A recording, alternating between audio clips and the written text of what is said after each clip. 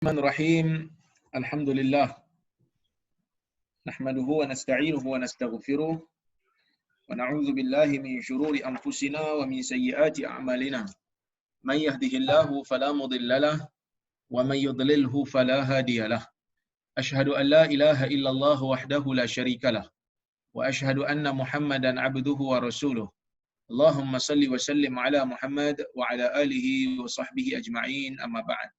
Muslimin dan muslimat yang dirahmati Allah Subhanahu wa taala sekalian, alhamdulillah pada petang ini kita dapat bersama-sama lagi dalam kuliah kita, iaitu kuliah Riyadhus Salihin.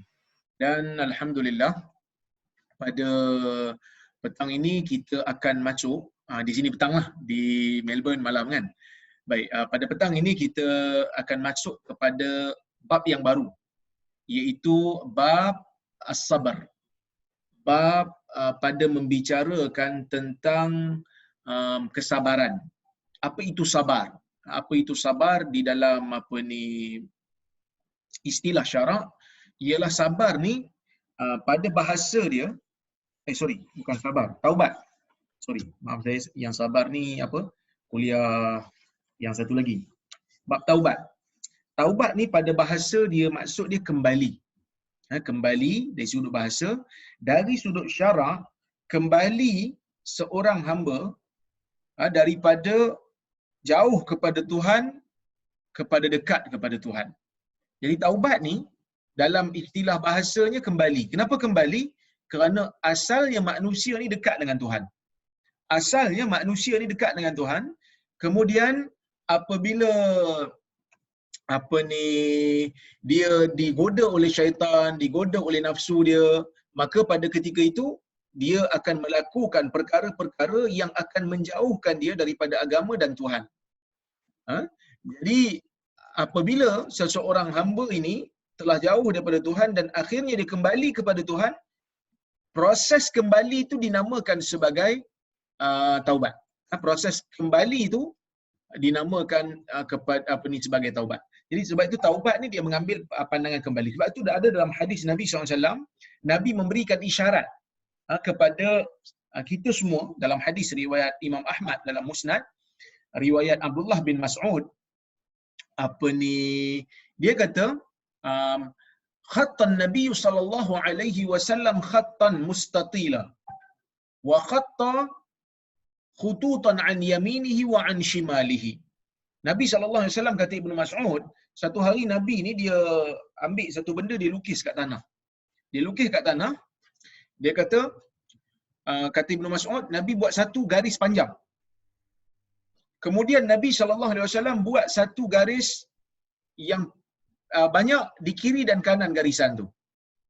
Dia buat satu garisan, kemudian di kiri dan kanan garisan tu dia buat garis kiri dan kanan. Okey? Kemudian tuan-tuan dan puan-puan yang dirahmati Allah sekalian, Nabi SAW ni lepas dia lukis tu dia kata, hadza sabilullah. Dia kata, ni yang panjang ni jalan Allah. Dia buat satu garis panjang, dia kata, ini jalan Allah. Lepas tu garis kiri dan kanan yang melingkari tu, kiri dan kanan tu dia kata, Nabi kata, hadhihi subul. Ni jalan-jalan yang tepi-tepi ni, fi kulli sabilin minha syaitanun yad'u ilaih. Bagi setiap jalan ni ada syaitan yang mengajak manusia untuk masuk ke jalan tersebut. So asalnya kita ni dalam dunia ni kita berada di atas highway yang lurus. Tu yang kita kata siratul mustaqim. Jalan yang lurus, kita pergi kepada Tuhan, kita pergi kepada akhirat. Kemudian bila kita berada di atas highway ni, di highway ni dia ada simpang-simpang kiri dan kanan banyak. Setiap simpang ni semua akan membawa manusia ke arah kebinasaan. Dan setiap simpang ni ada syaitan akan tunggu. Akan ajak manusia untuk keluar daripada highway yang sebenar, daripada jalan yang membawa ke destinasi yang sebenar, akan pergi ke jalan-jalan kiri dan kanan yang membawa manusia jauh daripada destinasi yang betul.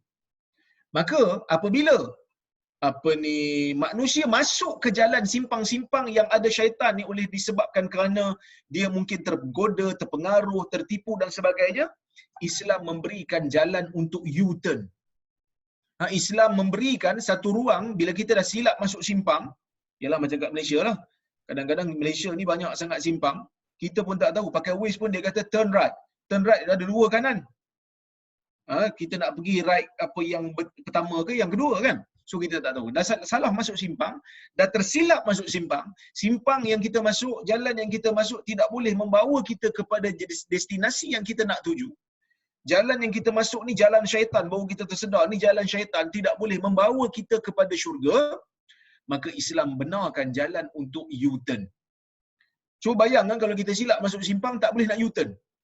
Kan? Tak boleh nak U-turn. Maka susah kita.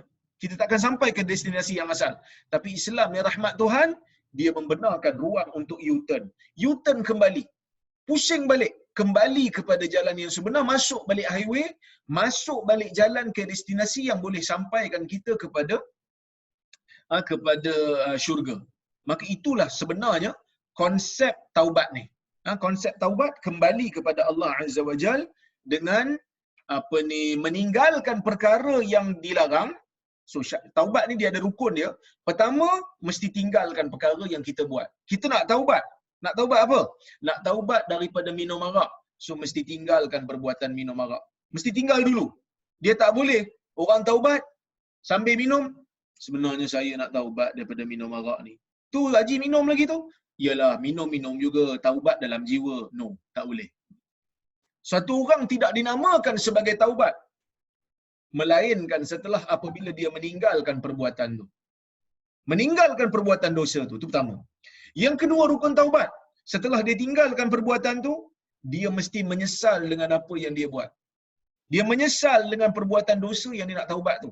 Dia minum arak, lepas tu dia nak taubat. Dia kata, wahai Tuhan, aku nak taubat. So, pertama syarat dia mesti tinggalkan. Rukun taubat mesti tinggalkan perbuatan tu. Tinggal. Jangan minum lagi. Tinggalkan terus. Lepas tu mesti menyesal. Aku ni menyesal betul lah minum arak. Dia tak boleh satu orang taubat, tinggalkan perbuatan minum arak, tapi dalam masa yang sama dia berbangga. Aku walaupun aku dah minum arak, aku dah taubat, tapi aku bangga sungguh dapat minum hari tu. Bukan calang-calang punya, bukan kaleng-kaleng punya aku minum. Aku minum yang paling mahal punya. Aku minum apa? Apa ni, saya pun tak tahulah jenama-jenama brand-brand yang mahal ni kan. Aku minum arak yang paling mahal punya. Champagne. Satu botol $300 punya. Jadi itulah satu pengalaman yang paling bernilai. Kalau disebut macam tu, dia tidak dinamakan bertaubat dengan sebenar-benar taubat. Dia tak dinamakan taubat dengan sebenar-benar taubat. Maka sebab itu tuan-tuan dan puan-puan, para ulama dulu, para ulama sekarang lah, mereka tidak suka golongan artis yang dah bertaubat ni untuk menceritakan semula sejarah hidup mereka yang dalam keadaan sebelum taubat dalam keadaan berbangga. Dalam keadaan berbangga-bangga dengan apa yang mereka lakukan. Kerana itu menafikan taubat. Taubat mesti ada menyesal. Kalau dia cerita kisah hidup dia dalam keadaan menyesal tu tak apa. Kerana ada timbul sesalan. Dulu saya teruk tuan-tuan. Itu pun tidak digalakkan kerana membuka aib sendiri. Dibenarkan jika ada keperluan yang sangat-sangat membenarkan untuk dia cerita. Kalau tidak dia cerita umum sudah. Tapi kalau terpaksa untuk cerita, katalah dia nak nasihat satu orang, dia nak nasihat kawan dia, saya dulu pun pernah buat benda yang sama tapi saya dah bertaubat dah. Kan, saya dah bertaubat dah. Maka saya bagi tahu pada awak, janganlah mengulangi kesilapan yang saya buat. So itu ada konotasi ataupun adalah kita nampak sesalan daripada dosa yang dia buat. Tapi kalau dia nak nasihat kawan dia, dia kata, kau buat benda ni? Tak ada, aku dulu lagi dahsyat. Aku dulu siap macam-macam aku buat dosa. Lagi best. So kalau macam tu dia tak dinamakan taubat dengan sebenar-benar taubat. Dia mesti ada yang pertama tinggalkan dosa, yang kedua menyesal, yang ketiga azam tak mau ulangi semula. Dia mesti ada azam. Kalau satu orang dalam masa yang sama dia bertaubat tapi dia kata saya ni menyesal ustaz dengan apa yang saya buat, dalam masa yang sama saya tinggalkan dah perbuatan taubat ni tapi insya-Allah esok saya nak buat balik. Kalau ada rancangan dia untuk mengulangi semula perkara yang dia kita panggil dia tinggalkan atau perkara taubat tersebut, dia ada rancangan untuk ulang semula, maka dia tak dinamakan taubat dengan sebenar-benar taubat. Dia tak dinamakan taubat dengan sebenar-benar taubat. Maka sebab itu tuan-tuan dan puan-puan yang dirahmati Allah sekalian, dalam isu ni saya anggap para ulama meletakkan satu garis panduan yang sangat komprehensif bagi orang yang nak bertaubat daripada dosa. Pertama, dosa tu sendiri mesti ditinggalkan. Kemudian perasaan sesalan. Kerana orang yang beriman, sifat dia apabila berdosa, dia akan menyesal. Dan dia mesti ada azam untuk tidak melakukan semula perbuatan yang telah dia buat. Maka taubat ni dengan syarat yang ulama letak ni, dengan rukun yang ulama letak ni, dia merangkumi masa lalu, masa sekarang dan masa akan datang. Apa maksudnya? Masa lalu masa lalu dia menyesal dengan apa yang dia dah buat. Dia menyesal untuk masa yang lalu yang dia dah buat. Okey. Kemudian masa sekarang dia tinggalkan terus perbuatan dia. Sambil dia menyesal juga dengan apa yang telah berlalu. Dan masa akan datang dia azam tak mau buat lagi untuk masa akan datang. Maka sebab itu tuan-tuan dan puan-puan yang dirahmati Allah sekalian, saya beranggapan dalam isu ni syarat ni sangat komprehensif, ya. Syarat ni sangat komprehensif. Jadi itu kalau dosa dengan manusia, ya. Kalau dosa dengan Tuhan. Kalau dosa dengan manusia bagaimana? Okey? Kalau dosa dengan manusia bagaimana? Kalau dosa dengan manusia sama juga syaratnya, cuma perlu tambah satu lagi. Kalau dengan Tuhan tadi 3 rukun, kalau dengan dosa dengan manusia perlu tambah satu lagi. Apa dia? Dia perlu minta halal ataupun memulangkan semula benda yang dia telah ambil daripada orang secara zalim. Kalau satu orang ni dia berdosa dengan satu orang bila dia mencuri harta orang tu. Okey. Bila dia curi harta orang tu, maka dia perlu untuk menyesal, dia perlu untuk tinggalkan perbuatan tu serta-merta, dia perlu menyesal dengan apa yang dia buat, dia perlu azam tak mau buat lagi, dan dalam masa yang sama dia perlu pulangkan semula apa yang dia dah ambil pada orang tu kalau benda tu masih ada. Okey? Kalau benda tu dah tak ada, dia perlu ganti. Dia perlu bayar ganti rugi. Okey, tuan-tuan dan puan-puan yang dirahmati Allah sekalian. Saya lihat perkataan taubat ni kata Imam Nawawi. Kita tengok dalam kitab kita. Dalam Imam Nawawi kata, "At-taubatu wajibatun min kulli dhan. Fa in kanatil ma'siyatu bainal 'abdi wa bainallahi ta'ala la tata'allaqu bihaqqi adami, falaha thalathatu syurut. Ahaduha ay yuqli'a 'anil ma'siyah, wathani ay yandama 'ala fi'liha, wathalithu ay ya'zima an la ya'uda ilaiha abada." Para ulama mengatakan, Imam Nawawi sebut, para ulama mengatakan, taubat ini wajib daripada setiap dosa. Jika maksiat di antara hamba dan Allah, jika maksiat itu adalah dosa di antara hamba dengan Tuhannya, dengan Allah, tidak ada kaitan dengan hak manusia, maka perlu ada 3 syarat. Tiga syarat. Yang pertama, hendaklah dia meninggalkan maksiat tersebut. Yang kedua, hendaklah dia menyesal dengan apa yang dia lakukan, yang dia buat, dosa yang dia buat. Dan yang ketiga, hendaklah dia berazam untuk tidak kembali kepadanya selama-lamanya. Itu kalau dosa dengan Tuhan. Imam Nawawi kata, fa in fuqida ahadu thalathah lam tasihha taubatuhu. Kalau hilang salah satu daripada 3 ini, 3 rukun ni, maka tidak sah taubatnya. Seperti mana yang saya telah huraikan tadi. Wa in kanatil ma'siyatu tata'allaqu bi adami fa syurutuha arba'ah. Manakala jika taubat tersebut dosa tersebut dilakukan dengan manusia. Dilakukan dengan manusia, maka dia mengatakan fa syurutuha arba'ah. Okey? Syaratnya ada 4. Syaratnya ada 4. Baik. Hadhihi thalatha wa ayyabra'a min haqqi sahibiha. Syarat dia 3 yang sebelum tadi, sama macam syarat dosa dengan Tuhan, dan tambah satu lagi, dia mesti melepaskan dirinya daripada hak orang yang dia berdosa dengannya. Fa in kanat malan aw nahwahu raddahu ilai. Kalau hak tersebut berbentuk harta, dia mesti kembalikan. Wa in kana hadba qadfin wa nahwahu makanahu minhu. Kalau dia ni ada tuduh orang apa semua, dia mesti minta halal. Tuduh orang zina apa semua, dia mesti serah diri untuk dilaksanakan hukuman, au talaba afwahu, ataupun dia minta maaf. Kalau dia dimaafkan, okey. Kalau tak, dia mesti dikenakan hukuman. Wa in kanat ghibatan istahallahu minha. Jika taubat dosa tersebut berbentuk umpatan, maka hendaklah dia minta halal daripada orang tersebut. Ini mazhab Syafi'i. Saya sebut ni mazhab Syafi'i. Maka mazhab Syafi'i, pendapat yang sahih dalam mazhab Syafi'i, sesiapa yang umpat orang, sesiapa yang mengumpat orang, sesiapa yang pernah kutuk orang dalam keadaan dia tak sedar, dia mesti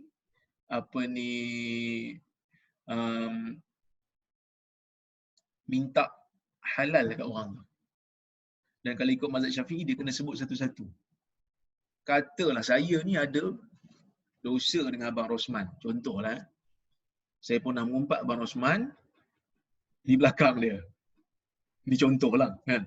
Tapi saya tak pernah kutuk Abang Rosman, Abang Munir ni semua bagus-bagus ni, kan. Orang-orang soleh ni, ahli syurga semua ni. Tapi contohlah, kan. Contoh saya ada buat masalah. Bila saya nak minta maaf, mazhab Syafi'i kata, saya mesti sebut satu-satu. Saya pergi kat Abang Rosman, saya kata, Abang Rosman, saya ni banyak dosa dengan abang. Saya ada kutuk abang dulu. Saya kena sebut satu-satu. Pertama, saya kutuk Abang Rosman ni macam ni. Yang kedua, saya kutuk macam ni. Yang ketiga, saya kutuk macam ni. Yang keempat, saya kutuk macam ni. Jadi saya minta maaf lah. Kenapa mazhab Syafi'i kata macam tu? Mesti sebut satu-satu.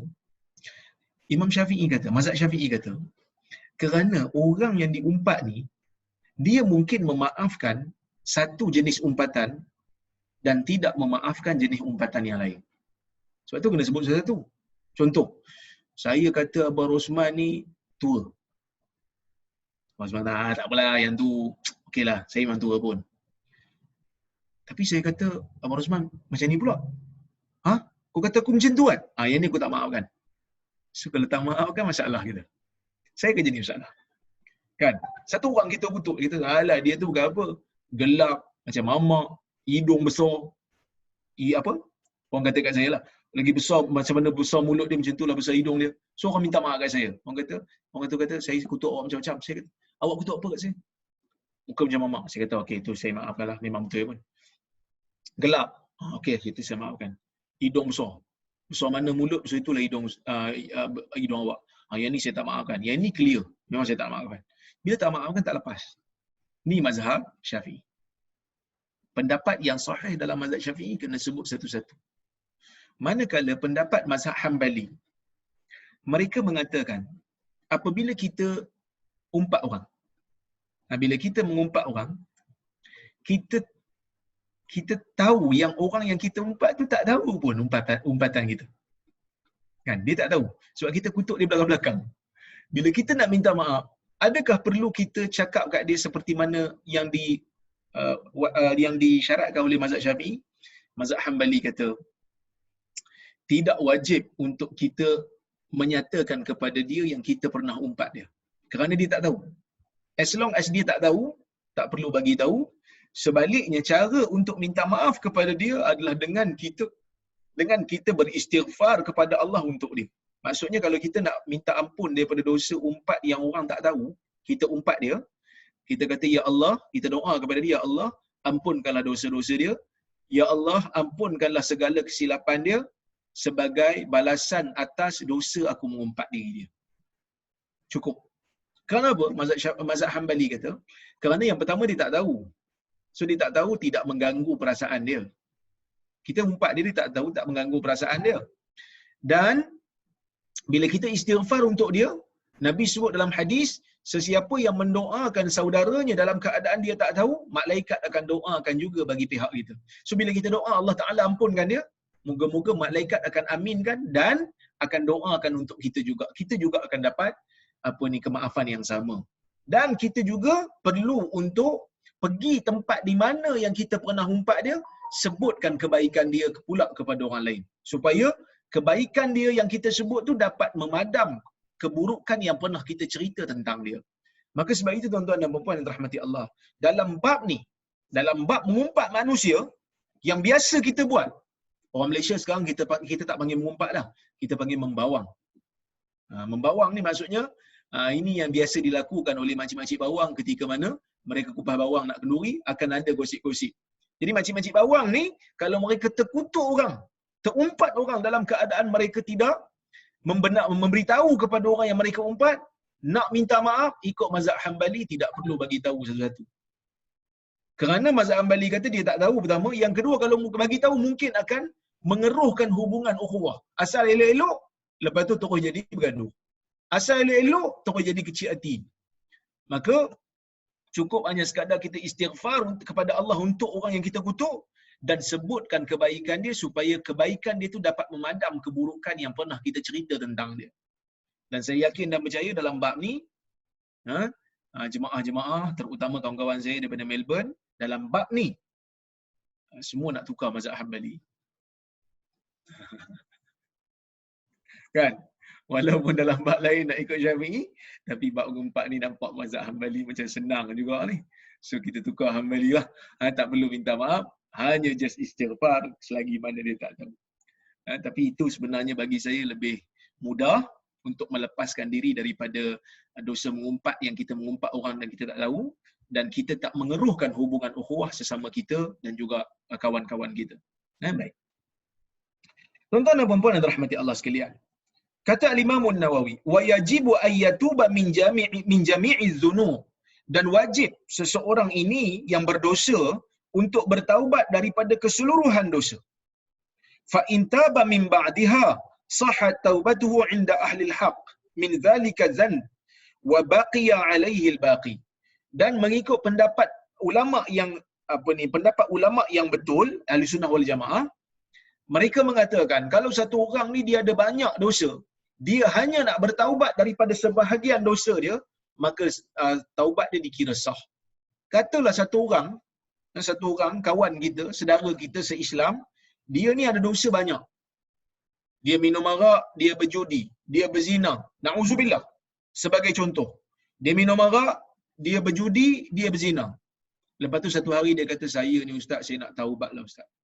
Saya nak taubat daripada berzina dan berjudi. Minum arak ni saya nak tangguh lo taubatnya, saya nak minum lagi.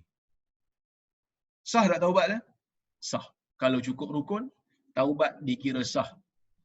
Cuma yang diampun cuma 2 dosa tu je lah. Yang diampun cuma dosa yang dia taubat je lah, 2 je lah. Dosa zina dan juga dosa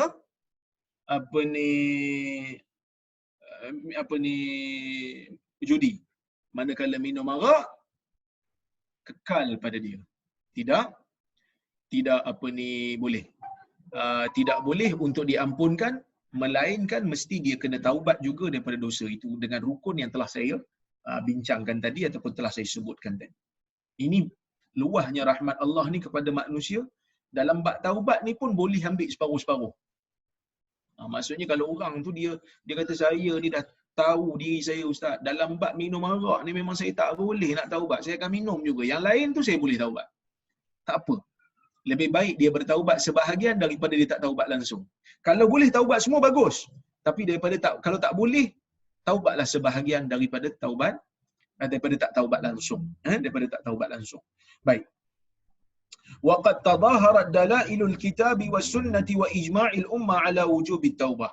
Terlalu banyak dalil daripada kitab, daripada sunnah, daripada ijma' ulama yang mengatakan kewajipan bertaubat. Taubat ni wajib. Allah Ta'ala berfirman, wa tubu ilallahi jami'an ayyuhal mu'minuna la'allakum tuflihun. Bertaubatlah kamu kepada Allah keseluruhannya wahai orang-orang mukmin, mudah-mudahan kamu berjaya. Istaghfiru rabbakum summa tubu ilaih. Allah Ta'ala berfirman dalam ayat yang lain. Allah Ta'ala kata mintalah ampun kepada Tuhanmu, kemudian bertaubatlah kepadanya. Ya ayyuhallazina amanu tubu ilallahi taubatan nasuha. Wahai orang-orang yang beriman, hendaklah kamu bertaubat kepada Allah dengan taubat yang nasuha. Apa maksud nasuha? Nasuha berasal daripada perkataan nasaha. Nasaha maksudnya tapis. Purify. Please make a repentance. Purified repentance. Maksudnya taubat yang bersih, taubat yang tidak ada kotoran padanya. Maksud bila kita kata taubat nasuha, taubat yang bersih, taubat yang pure, taubat yang betul-betul suci, yang kamu nak menyucikan dosa kamu apa ni daripada kesalahan yang kamu lakukan. Baik, kita tengok hadis nombor 13. Wa an Abi Hurairah radhiyallahu anhu qala sami'tu Rasulullah sallallahu alaihi wasallam yaqul wallahi inni la astaghfirullah wa atubu ilaih fil yaumi akthara min 70 marrah, rawahul Bukhari. Maksudnya daripada Abu Hurairah radhiyallahu anhu katanya, saya mendengar Rasulullah sallallahu alaihi wasallam bersabda, demi Allah, sesungguhnya aku ini beristighfar kepada Allah dan bertaubat kepadanya dalam sehari lebih daripada 70 kali. Dalam hadis yang kedua, kita tengok hadis nombor 14, berkaitan. Saya bacakan sekali dan saya syarahkan sekali. Anil Aghar ibni Yasarin al-Muzani radhiyallahu anhu qala qala Rasulullah sallallahu alaihi wasallam ayyuhan nas tubu ila Allah fa inni atubu fil yaumi ilaihi 100 marrah, rawahu Muslim. Daripada Aghar bin Yasar al-Muzani radhiyallahu anhu katanya, sesungguhnya Rasulullah sallallahu alaihi wasallam bersabda, wahai sekalian manusia, bertaubatlah kamu kepada Allah. Sesungguhnya aku bertaubat kepada Allah dalam sehari sebanyak 100 kali. Maka tuan-tuan dan puan-puan yang dirahmati Allah sekalian, dalam hadis ni kita melihat Nabi sallallahu alaihi wasallam memberikan dua bilangan yang berbeza. Riwayat yang pertama yang kita baca tadi, hadis nombor 13, Nabi kata aku bertaubat kepada Allah sehari lebih daripada 70 kali. Manakala dalam riwayat yang kedua, Nabi kata aku bertaubat kepada Allah dalam sehari sebanyak 100 kali. Tadi yang pertama kata lebih pada 70. Lebih 70 ni 71, 72, 73, 74, 80, 95, 98, 99, 100 pun termasuk. Lebih pada 70 kali. Tiba-tiba dalam riwayat Aghar, Nabi kata 100 kali. Mana satu yang betul ini? Mana satu yang betul? Maka dalam memahami istilah ataupun memahami hadis, nak faham ayat Quran, nak faham hadis Nabi, sebelum kita nak buat apa-apa kesimpulan, kita mesti faham hadis Nabi ni berdasarkan kaedah bahasa Arab dulu. Mesti faham hadis berdasarkan kaedah bahasa Arab. Kalau kita faham hadis berdasarkan kaedah bahasa Melayu, celaru. Kerana Nabi bukan orang Melayu. Nabi ni bukan orang Melayu, Nabi bukan orang Kok Diang, Nabi bukan orang Cerok Tok Kun. Nabi adalah orang Arab yang fasih berbahasa Arab.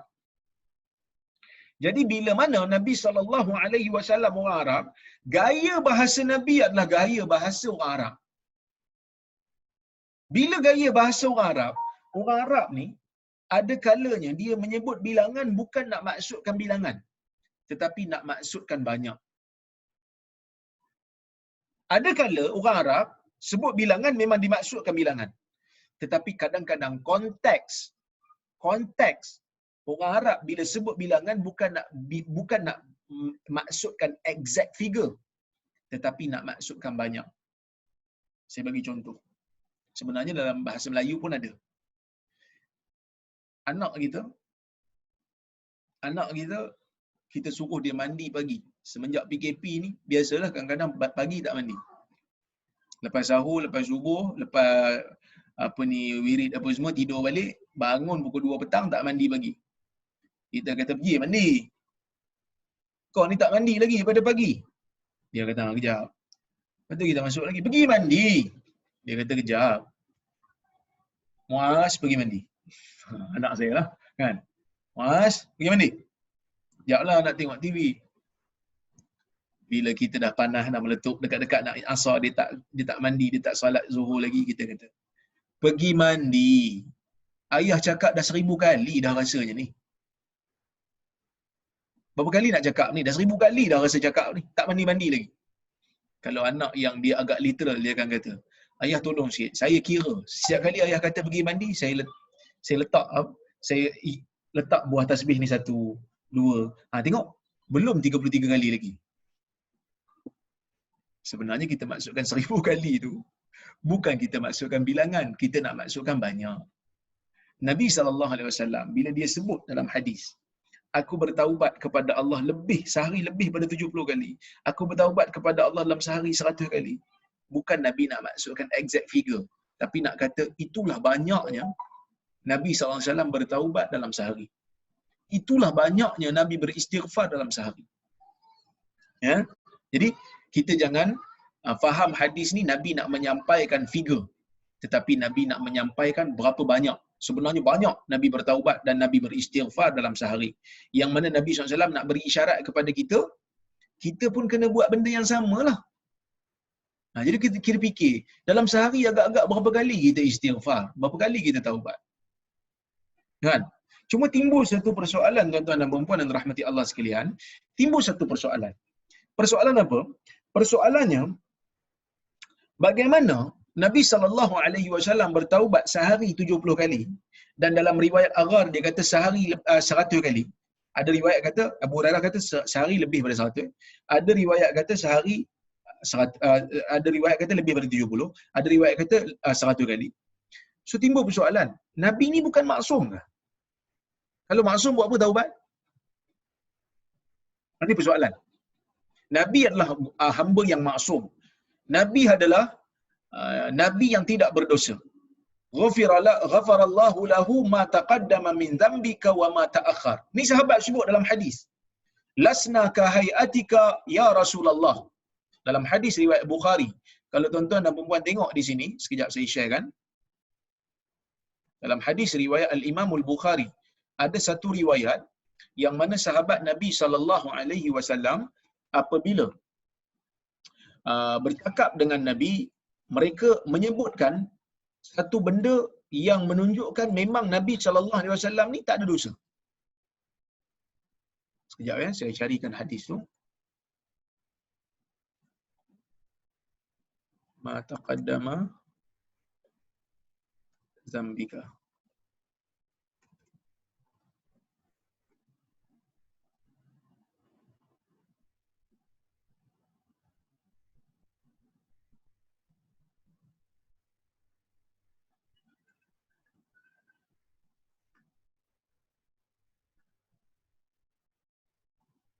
Okey.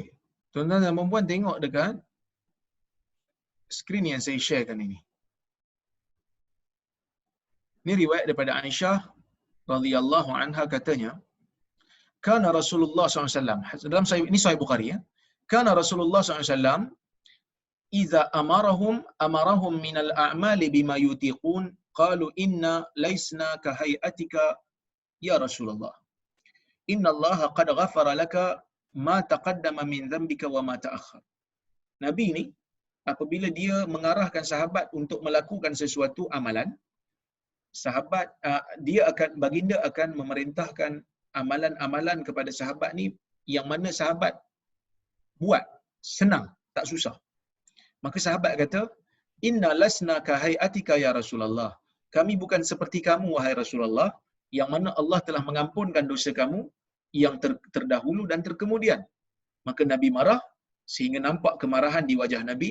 Kemudian Nabi kata, sesungguhnya yang paling bertakwa kepada Allah dan paling tahu tentang Allah adalah aku. So hadis ni, sahabat ni dia ada pada peringkat awal, bila Nabi bagi amalan kat mereka, mereka rasa macam senang sangat. Seolah-olah mereka nak kata, ya Rasulullah bagilah yang teruk sikit, bagilah yang berat-berat sikit, supaya kami boleh buat, dapat tebus dosa kami. Maka Nabi marah. Nabi marah sifat sahabat yang tak cukup dengan apa yang Nabi tunjuk. Yang ni saya dah hurai dulu dalam bab bid'ah. Nanti tuan-tuan boleh tengok dalam kuliah-kuliah saya di YouTube. Tapi saya nak masukkan kat sini adalah, bila sahabat ni, dia orang nak buat lebih, kenapa? Kenapa dia orang nak buat lebih? Kerana dia orang anggap dia orang ada dosa, Nabi tak ada dosa. Kalau Nabi buat yang senang, kami kena buat yang susah. Sebab kami tak sama dengan Nabi. Itu Nabi marah. Nabi tunjuk benda yang terbaik. Nabi tunjuk benda yang paling Allah Ta'ala suka. Nabi tunjuk benda yang paling memberikan manfaat kepada pahala seseorang. Maka sebab tu Nabi kata, orang yang paling takut kepada Allah dan orang yang paling tahu tentang Allah ni Nabi. Sebab bila Nabi syariatkan suatu hukum, itulah yang terbaik untuk umat, itulah yang paling banyak bermanfaat untuk umat. Tak ada lagi benda yang lebih baik yang Nabi sembunyikan, tak ada.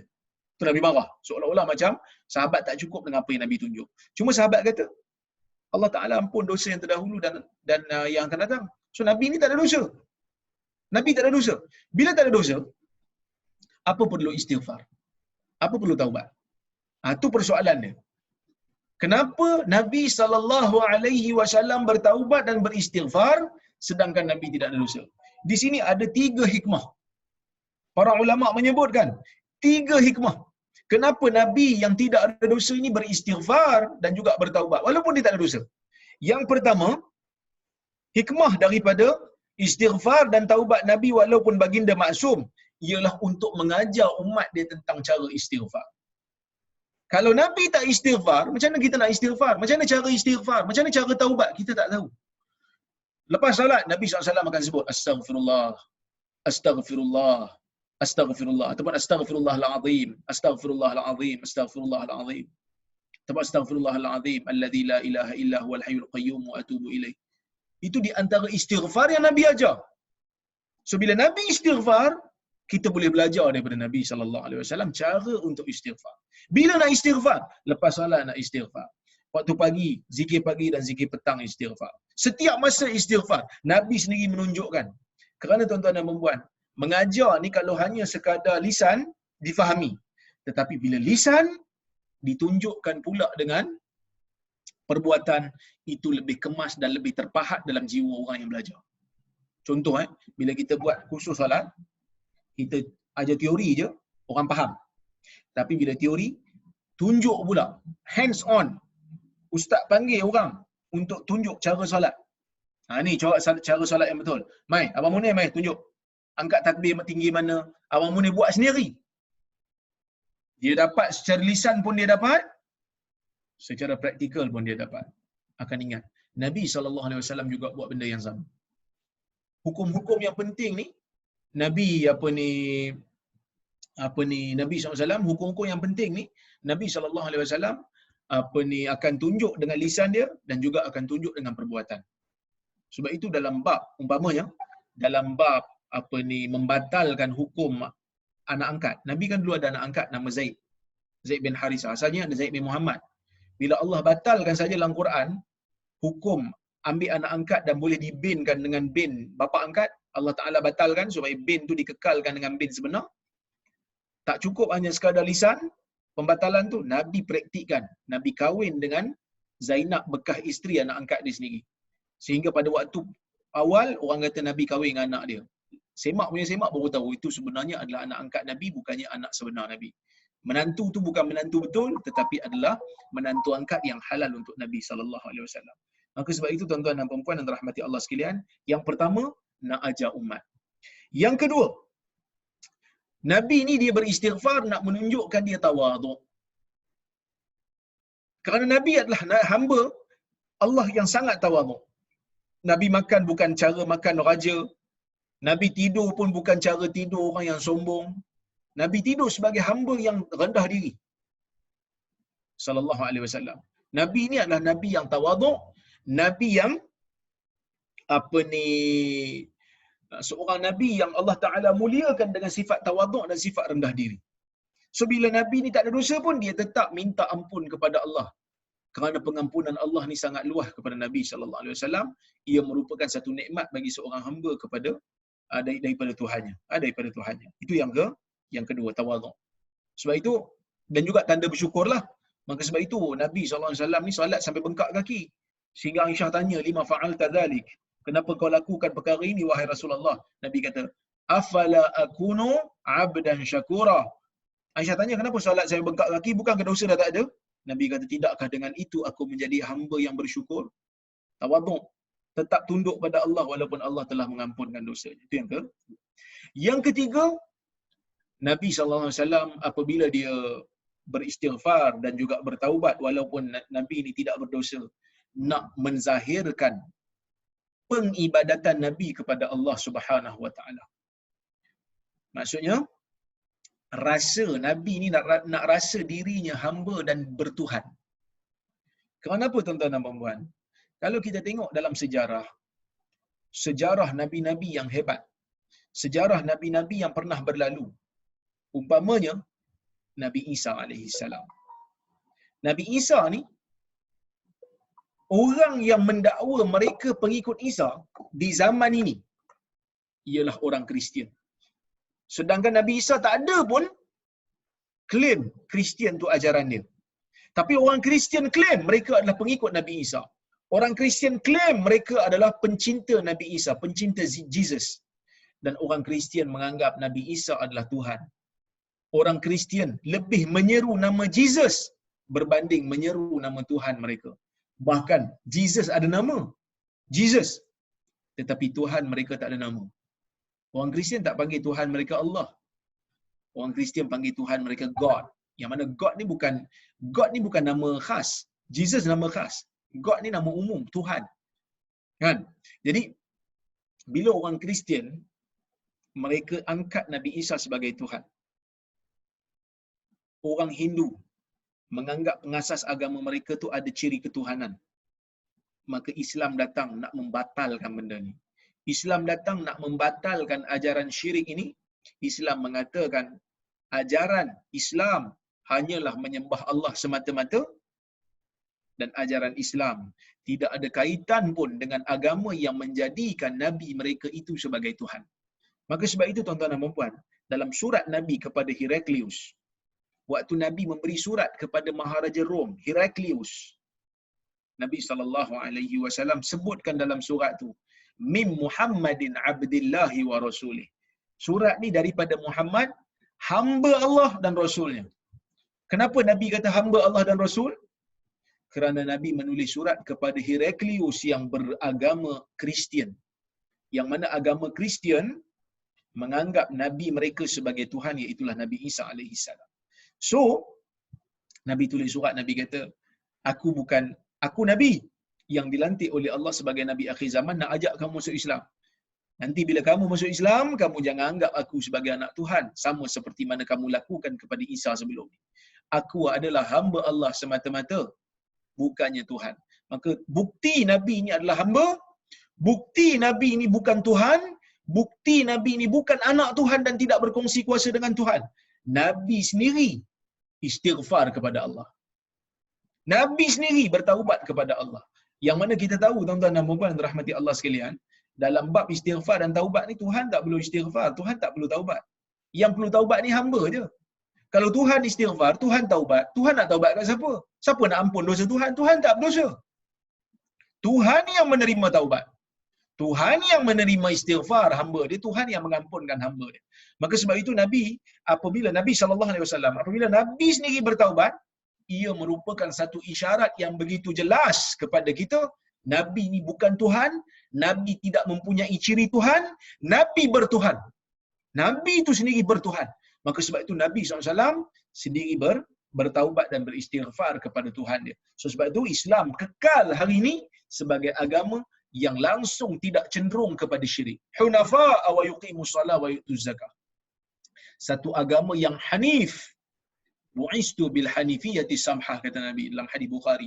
Aku diutuskan dengan agama yang hanif, agama yang tidak condong dan tidak cenderung kepada sifat syirik.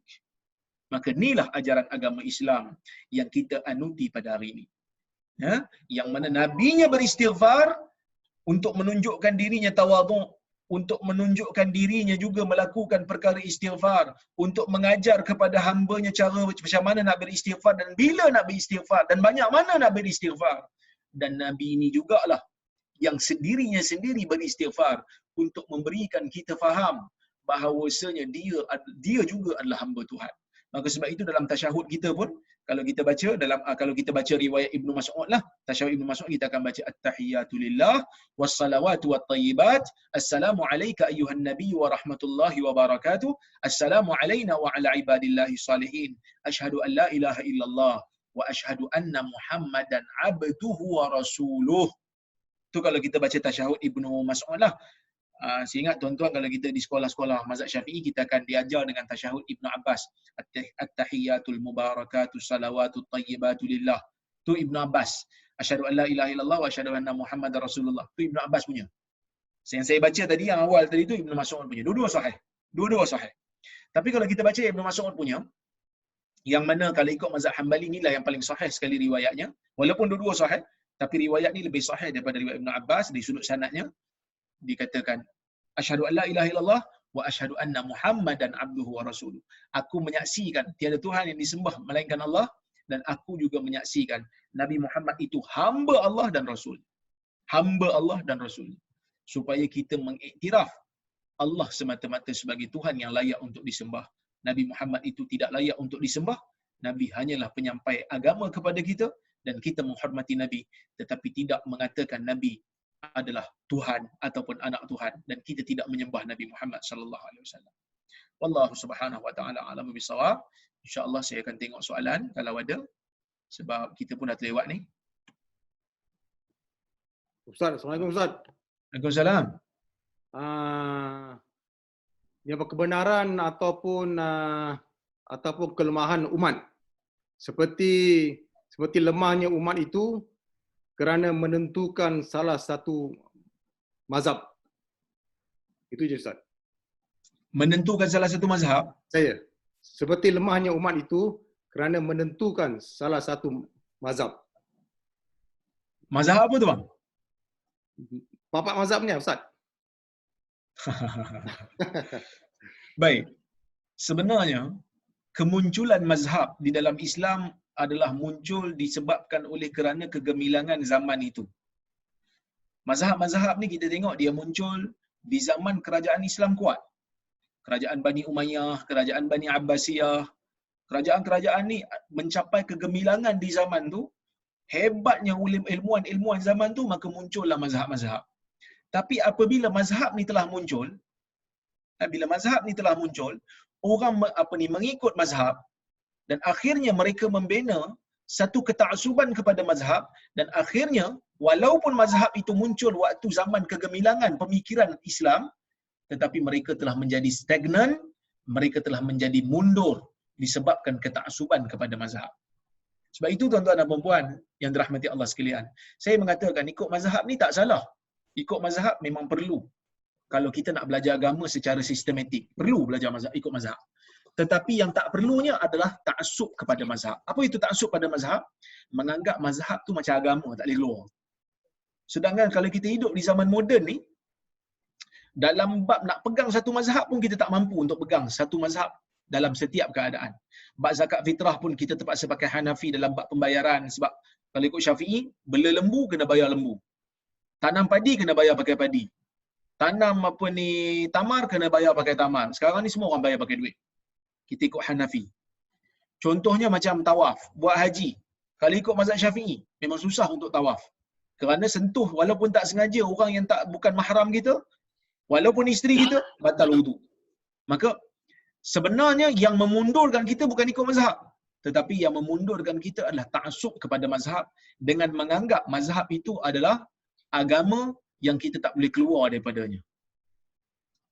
Keberadaan mazhab yang pelbagai menyelesaikan masalah umat supaya umat boleh pilih pandangan yang terbaik dan tepat dalam sesuatu isu tanpa melihat kepada mazhab apa yang dia nak pegang secara berterusan sampai bila-bila. Sebab tu kita contohnya macam Malaysia pun dalam bab perbankan Islam yang begitu maju. Sekarang ni Malaysia antara yang maju jugalah dalam bab perbankan Islam ni. So dalam bab perbankan Islam Malaysia boleh maju sebab dia tak pegang satu mazhab lah. Dia tak pegang mazhab Syafi'i saja dalam bank. Ada produk dia guna Hanbali, ada produk dia guna Maliki. Sebab kalau pegang Syafi'i saja tak boleh ke mana. Yang marah kita tak pegang mazhab Syafi'i ni ustaz-ustaz kampung lah. Ustaz-ustaz yang tak biasa dengan perbezaan pandangan, tak biasa dengan keluasan pandangan. Mungkin juga mereka rasa terancam lah. Kerana bila orang dah mula mengajar luar daripada mazhab Syafi'i, mereka tak boleh nak ikut. Mungkin. Tapi dunia sedang bergerak ke arah tidak ta'assub dan tidak terikat dengan satu mazhab dalam setiap keadaan. Dan inilah pendapat yang sahih. Imam Nawawi menyebutkan benda yang sama, Ibn Barhan menyebutkan benda yang sama. Mereka mengatakan tidak wajib bagi orang awam untuk berpegang dengan satu mazhab setiap masa. Ada waktu-waktu boleh untuk pegang mazhab Hambali, ada waktu-waktu boleh pegang mazhab Hanafi, ada waktu-waktu boleh pegang mazhab Syafi'i, ada waktu-waktu boleh pegang mazhab Maliki, mengikut kepada apa yang mereka belajar. Macam tuan-tuan dan puan pun kalau belajar dengan saya, mungkin ada pandangan saya yang tak ikut Syafi'i, tuan-tuan ikut. So tuan-tuan tak ikut Syafi'i lah dalam masalah tu. Ada ustaz lain yang mengajar di kampung utara Melbourne, dia mengajar dalam bab tu dia Hambali sebab dia lepasan Madinah umpamanya. Maka bila dia mengajar Hambali, tuan-tuan dan puan dengar puas hati, seronok dengan ucapan dia, yakin dengan penjelasan dia, tuan-tuan dan puan pun amalkan. Kan? Bila amalkan, itu bukan mazhab Syafi'i tu. Itu mazhab Hambali. Jadi tuan-tuan dalam masalah tu jadi Hambali. Dan itu tidak menjadi masalah. Kerana mazhab bukan agama. Mazhab bukan agama. Kalau kita menganggap mazhab agama, tak boleh keluar langsung dan kita jumud.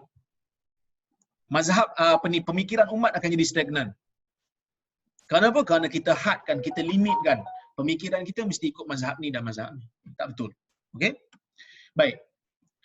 Assalamualaikum Ustaz. Waalaikumsalam. Apakah pembacaan doa iftitah hanya berlaku pada 2 rakaat tarawih yang pertama saja atau doa iftitah harus dibaca pada tiap-tiap 2 rakaat solat tarawih?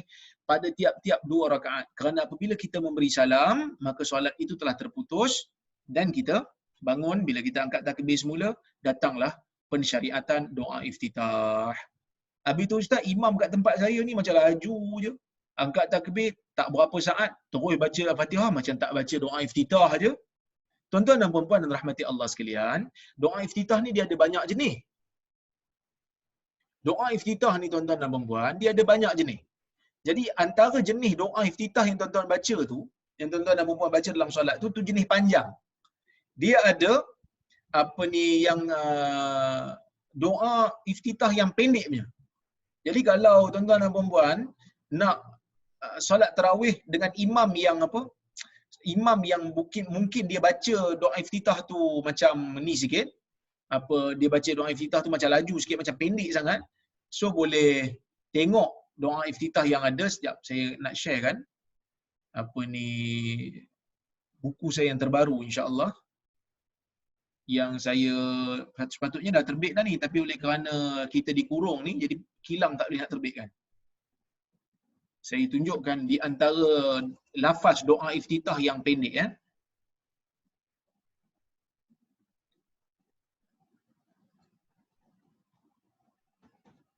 Kita belajar sikit. Nanti tuan-tuan dan puan-puan boleh boleh belilah buku saya ni kalau nak beli. Kalau tak nak beli pun tak apa. Tak jadi masalah. Okey. Nak print screen pun boleh ni. Tak ada masalah. Okey, ni di antara doa iftitah yang ada ya. Ni doa riwayat Bukhari. Allahumma ba'id baini wa baina khataayaya kama ba'adta bainal masyriqi wal maghrib. Allahumma naqini minal khataaya kama yunaqqa ath-thawbul abyadu minad danas. Allahumma ghsil khataayaya bil ma'i wath thalji wal barad. Ni Nabi baca. Ya Allah, jauhkan aku daripada dosa di antara diri aku dan dosaku seperti mana kau jauhkan di antara timur dan barat. Ya Allah, bersihkan aku daripada dosa seperti mana kain putih dibersihkan daripada kotoran. Ya Allah, basuhkanlah aku daripada dosaku dengan air, dengan salji dan dengan air frost. Dengan air batu. Ni satu. Ni panjang sikit. Dia ada satu lagi yang pendek je. Ni. Riwayat Tirmizi. Allahu akbaru kabira walhamdulillahi katsira wa subhanallahi bukratan wa asila. Itu doa iftitah. Jadi kalau tuan-tuan dan puan-puan salat di belakang imam yang angkat takbir berapa saat terus baca Fatihah, jangan ingat dia tak baca doa iftitah. Dia baca yang pendek ni. Allahu akbaru kabira walhamdulillahi katsira subhanallahi bukratan wa asila. Berapa saat? Tak sampai 30 saat. Okey? Kemudian ada lagi. Allahu akbar wajjahtu wajhiya lillazi fatara as-samawati wal ard. Ini pun doa iftitah juga. Ni panjang sikit. Ada lagi yang pendek. Yang pendek riwayat Muslim. Umar baca, tapi kita pasti ini diambil daripada Nabi. Subhanakallahumma wa bihamdik tabarakasmuk wa ta'ala jadduk wa la ilaha ghairuk. Subhanakallahumma wa bihamdik tabarakasmuk wa ta'ala jadduk wa la ilaha ghairuk. Maksudnya, maha sucimu ya Allah dengan pujian kepadamu, maha berkat namamu dan maha tinggi keagunganmu dan tiada Tuhan selain. Ini hadis riwayat Muslim dengan sanad yang sahih. So, kalau kita baca doa iftitah yang pendek ni, terhasil sunnah. Kalau boleh hafal lah. Solat ni baca yang ni, solat ni baca yang ni, solat ni baca yang ni, solat ni baca yang ni, supaya kita dapat mempelbagaikan sunnah. Kita dapat mempelbagaikan bacaan-bacaan dalam hadis yang sahih. Ada waktu kita baca Allahumma ba'id baini wa baina khataayaya kama ba'adta baina al-masyriqi wal maghrib. Ada waktu kita baca subhanakallahumma wa bihamdik wa tabaraka ismuka wa ta'ala jadduk wa la ilaha ghairuk. Baca Allahu akbar kabira walhamdulillah katsira subhanallahi bukratan wa asila. So kita pelbagaikan bacaan-bacaan doa iftitah ni supaya kita dapat mengamalkan sunnah. So ada bezalah solat kita dulu dengan sekarang. Dulu tak belajar, sekarang dah belajar. So kita pelbagaikan. Handphone pun tukar, takkan bacaan dalam solat tak tukar-tukar, kan? Kalau ada bacaan-bacaan sunnah yang lain kita boleh baca. Ustaz, jika kita pada rakaat kedua solat tarawih terlupa untuk duduk tahiyat akhir dan terus bangun, apa harus kita lakukan? Duduk kembali atau terus lakukan 4 rakaat dan lakukan sujud sahwi? Juga Ustaz, bagaimana kalau seseorang mahu lakukan tarawih 4 rakaat terus? Perlukah tahiyat awal? Jazakallah khair. Okey, dalam isu ni dia ada 2 soalan. Soalan yang pertama ialah seseorang yang dia niat daripada awal nak buat solat tarawih 2 rakaat. So daripada awal tu dia niat 2 rakaat. Tiba-tiba masa sampai rakaat yang kedua tu sepatutnya dia duduk untuk tasyahud akhir, tetapi dia terlupa, dia terus bangun. Dia terus bangun, maka dalam keadaan tu dia kena turun.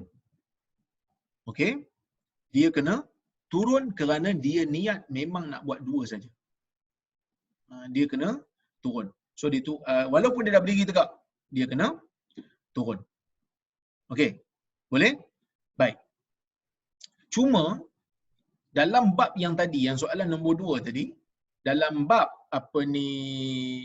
kalaulah kata dia ni nak solat tasyahud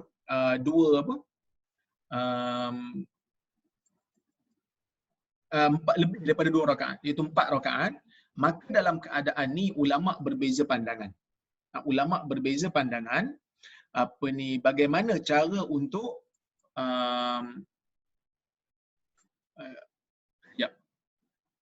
saya ada isu ada benda lagi saya nak sebut yang saya lupa tadi. Kalau solat tarawih tadi dia memang niat untuk 2 kan? Dia memang niat untuk 2. Kemudian dia bangun rakaat ketiga dia kena turun. Dia kena turun. Walaupun dia dah baca Fatihah untuk rakaat yang ketiga tu. Turun tasyahud dan bagi salam. Kemudian dia kena sujud sahwi. Itu. Dia kena sujud sahwi. Okey. Kalau dia tak sujud sahwi, okey. Kalau dia tak sujud sahwi, kalau dia tak sujud sahwi tak apa. Tapi dia kena turun. Kalau dia tak turun juga, dia teruskan solat dalam keadaan dia tahu solat tu memang dia lupa, okey, maka solat dia terbatal. Solat dia terbatal. Okey, itu yang pertama. Yang kedua, solat tarawih ataupun solat malam afdalnya adalah 2 rakaat. Seperti mana sabda Nabi SAW kepada Ibnu Umar, salatul lail masna. Salat malam ini adalah 2 rakaat. So yang terbaiknya salat adalah 2 rakaat. Fa in khashita subuh fa autir biwahidah. Bila kamu takut untuk berlaku subuh, kalau kamu takut subuh masuk, maka hendaklah kamu berwitir dengan 1 rakaat. Jadi itu caranya. Untuk solat tarawih 4 rakaat, boleh ke tak boleh dengan 1 salam? Yang ni ulama berbeza pendapat. Kenapa? Kerana hadis tadilah Nabi SAW kata solat malam ni 2 rakaat. Tetapi di sana ada riwayat daripada Aisyah yang mana Aisyah kata Nabi SAW ni,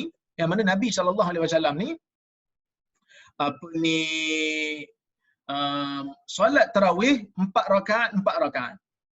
Para ulama menyebutkan 4 rakaat yang Aisyah sebut tu 2-2. Jadi ini takwilan Imam mazhab Syafi'i, 2-2. Manakala majoriti ulama mereka mengatakan boleh untuk bersolat tarawih 4 rakaat serentak dengan satu salam. No problem. Boleh. Okey? Untuk bila kita kata pendapat Syafi'i tak boleh, pendapat majoriti boleh, saya cenderung kepada pendapat majoriti. Boleh 4 rakaat terus. Okey? Boleh 4 rakaat terus, satu salam. Boleh. Tapi afdalnya kita buat dua-dua. Kerana nak keluar daripada khilaf itu, terbaiklah. Keluar daripada khilaf itu terbaik. Jadi, kalau kita nak solat 4 rakaat terus, kita boleh buat satu tasyahud, kita boleh buat 2 tasyahud. Kita nak buat 2 tasyahud, contohnya lepas 2 rakaat kita tasyahud awal, lepas tu rakaat yang keempat tu kita tasyahud akhir. Tapi afdalnya kita buat dua-dua. Kerana Nabi kata salatul lail masna.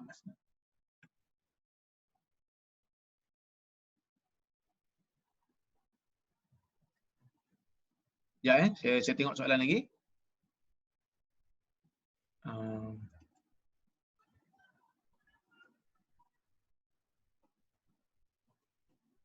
Okey, ada soalan ni. Weh, banyak ni. Masa kita pun tak cukup ni. Ustaz, di Australia ni waktu solat fajar bergantung kepada penambakan secara terang di ufuk antara benang putih dan benang hitam yang mereka namakan the true fajar. Masalahnya Ustaz, waktu solat fajar sudah diberitahu dalam internet seperti salahtime.com. Masih ramai yang mengatakan waktu fajar yang diberitahu di laman seperti Salah Time adalah waktu fast fajar. Dan mereka menyuruh melewatkan dalam sekitar 20 ke 20 minit bagi mendapatkan waktu the true fajar. Apakah pandangan Ustaz mengenai isu ni? Memang ada fajar kazib dengan fajar sadiq. Satu fajar yang bohong, satu lagi fajar yang betul. Fajar yang bohong ni bila cahaya tu naik ke atas, lepas tu bila dia turun dia melintang di ufuk, itu maksudnya fajar yang tepat. Jadi kalau kita nak salat, tak apalah kita lengahkan 20 minit untuk kita dapatkan kepastian masuknya waktu yang sebenar. Okey. Ustaz, adakah surah Al-Mulk dibaca sebelum tidur untuk melindungi daripada azab kubur? Ada hadisnya, tetapi ulama berbeza pendapat. No problem untuk dibaca. Kerana ada hadis yang umum, Nabi kata baca surah Al-Mulk ni elok. Baca surah Al-Mulk ni mendapat pahala yang banyak. Assalamualaikum Doktor. Kalau kita tak dapat jawab semua, nanti saya simpankan dan insyaAllah kita jawab minggu depan lah insyaAllah. Boleh. So kalau Abang Jafni akan simpan, saya akan tengok soalan-soalan ni, nanti saya akan jawab kemudian. InsyaAllah. Soalan Abang Munir berkenaan dengan tarawih 4 rakaat tu pun nanti saya akan huraikan lagi pandangan ulama dalam isu ni. Okey? Okey, insyaAllah. Okey. So nanti insyaAllah kita jumpa lagi pada masa-masa akan datang. Terima kasih banyak. Saya minta maaf kalau terkasar bahasa tersilap kata. Aku qawli hadza wa astaghfirullahal azim li wa lakum. Assalamualaikum warahmatullahi wabarakatuh.